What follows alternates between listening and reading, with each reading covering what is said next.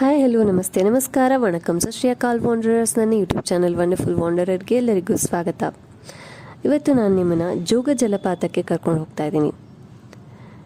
ಕರ್ನಾಟಕದ ಶಿವಮೊಗ್ಗ ಜಿಲ್ಲೆಯಲ್ಲಿರುವ ಜೋಗ ಜಲಪಾತವು ಶರಾವತಿ ನದಿಯಿಂದ ರೂಪುಗೊಂಡಿದೆ ಮತ್ತು ಅದು ಒಂದು ಅದ್ಭುತವಾದ ವಿಭಾಗೀಯ ಜಲಪಾತವಾಗಿದೆ.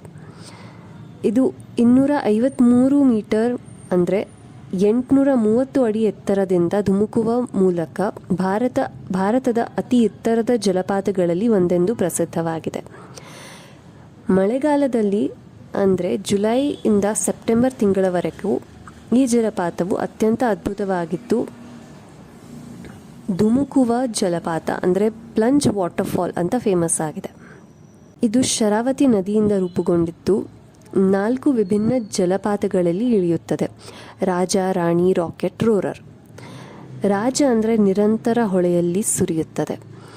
ರೋರರ್ ಅಂದರೆ ಘರ್ಜನೆ, ಕೆಳಮುಖವಾಗಿ ಧಾವಿಸಿ ಬರುವ ಒಂದು ಹಿಂಸಾತ್ಮಕ ಪ್ರವಾಹ.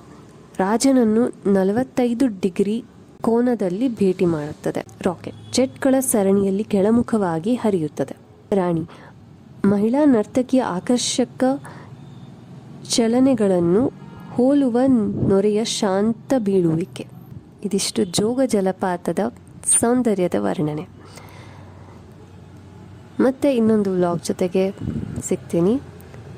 ಅಲ್ಲಿವರೆಗೂ ನನ್ನ ವ್ಲಾಗ್ ನೋಡಿದ್ದಕ್ಕೆ ಧನ್ಯವಾದಗಳು. ಲೈಕ್ ಮಾಡಿ, ಶೇರ್ ಮಾಡಿ, ಸಬ್ಸ್ಕ್ರೈಬ್ ಮಾಡಿ. ಬಾಯ್ ಬಾಯ್ ವಾಂಡರರ್ಸ್.